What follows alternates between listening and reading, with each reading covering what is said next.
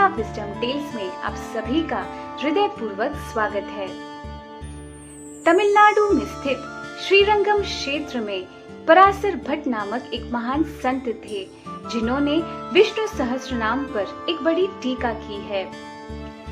रंगनाथ मंदिर में प्रतिदिन एक महान पंडित रंगनाथ स्वामी के दर्शन के लिए आते थे।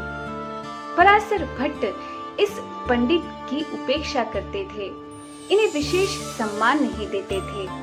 दूसरी तरफ उसी मंदिर में एक सरल हृदय का भक्त आता और रंगनाथ स्वामी के सामने सुंदर भजन गाया करता था।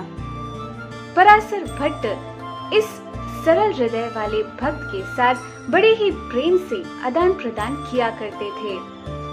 इस दृश्य को देखकर पराशर भट्ट के शिष्यों ने पराशर भट्ट से पूछा कि हम इसे देखकर भ्रमित हो जाते हैं कि आप एक महान पंडित की उपेक्षा करते हैं और दूसरी तरफ एक सरल हृदय के भक्त से प्रेम पूर्वक आदान प्रदान करते हैं। क्या हम इसका कारण जान सकते हैं?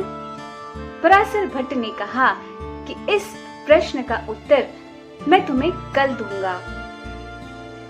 दूसरे दिन पराशर भट्ट ने उस पंडित से पूछा कि परतत्व नाम किम, अर्थात परतत्व का नाम क्या है। उस पंडित ने पराशर भट्ट से कहा कि परतत्व को समझना इतना आसान नहीं है, इसके लिए काफी पांडित्य लगता है। उस समय पराशर भट्ट ने उस सरल भक्त से यही प्रश्न पूछा कि परतत्व नाम किम। यह सुनकर वह सरल भक्त क्रोधित होकर आवेश में आया और कहने लगा कि आप रंगनाथ स्वामी के सामने खड़े होकर उनका अपमान कर रहे हो। हमने तो सोचा था कि आप बड़े विद्वान हो, बड़े भक्त हो, और आप तो रंगनाथ स्वामी के सामने खड़े होकर उन्हीं का नाम पूछ रहे हो। ये सुनकर पराशर भट्ट ने अपने शिष्यों से कहा कि देखो, जिस व्यक्ति पर भगवान अपनी कृपा बरसा देते हैं, उस व्यक्ति की आध्यात्मिक बुद्धि तीव्र हो जाती है और इसी बुद्धि के आधार पर उसकी श्रद्धा उत्पन्न होती है, और ऐसी ही श्रद्धा इस सरल भक्त के अंदर है।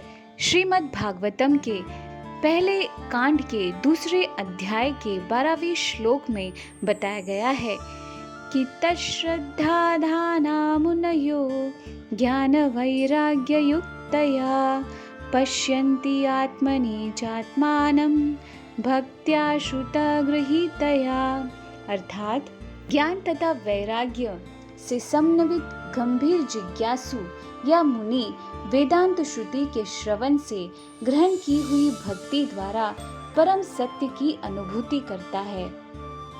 भक्ति ही एकमात्र पूर्ण विधि है जिससे गंभीर जिज्ञासु को परम सत्य की अनुभूति हो सकती है, क्योंकि भक्ति की नींव पूर्ण ज्ञान तथा भौतिक संग से वैराग्य के ऊपर खड़ी होती है और वेदांत श्रुति के श्रवण द्वारा सुदृढ़ होती है।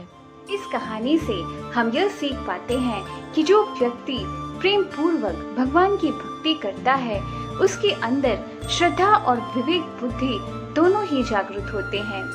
ज्ञान और वैराग्य से मुक्त होकर वे सदा भक्ति मार्ग में अग्रसर होता है।